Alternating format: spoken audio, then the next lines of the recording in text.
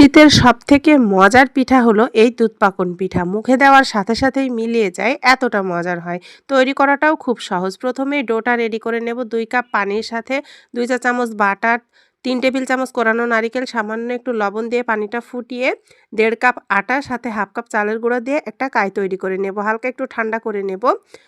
১ litre দুধ আগে থেকে জাল করে ঘন করে রেখেছি। ১ কাপ চিনি দিয়ে দিলাম। সাথে একটু গরম মসলা দিয়েছি। ভালোভাবে ফুটিয়ে নামানোর আগে ২ টেবিল চামচ খেজুরের গুড় দিয়েছি। শিরাটাকে বেশি ঘন করা যাবে না। ডোটা হালকা একটু ঠান্ডা হয়ে আসলে একটা ডিম দিয়ে আর সামান্য একটু তেল দিয়ে একটু নরম করে মেখে নেব। একটু নরম করে ডোটাকে খুব ভালোভাবে প্রায় ১০-১৫ মিনিটের মতো মথে নিয়েছি। ডিজাইন করার জন্য এখানে আমি একটা নজেল নিয়ে নিয়েছি। আপনারা আপনাদের পছন্দ মতো ডিজাইন করে নিতে পারেন।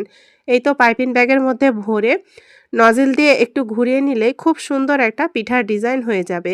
আপনারা আপনাদের পছন্দ মতো যেকোনো ডিজাইনে এই পিঠাগুলো বানিয়ে নিতে পারেন। এই তো আমি পিঠাগুলো বানিয়ে নিয়েছি সবগুলো। পিঠা বানিয়ে নিয়েছি, বানানো হয়ে গেলে তেলে ভেজে নেব।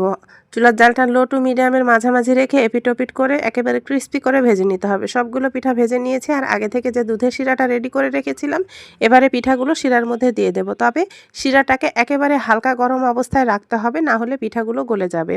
দুধের শিরার মধ্যে দিয়ে এটাকে আমি ১ ঘন্টার জন্য রেখে দেব। ১ ঘন্টা পর দেখুন পিঠাগুলো কত সুন্দরভাবে ভিজে গিয়েছে। এভাবে একবার এই শীতে দুধ পাকন পিঠাগুলো বানিয়ে দেখতে পারেন। খেতে ভীষণ মজার হয়। মুখে দেওয়ার সাথে সাথেই মিলিয়ে যাবে।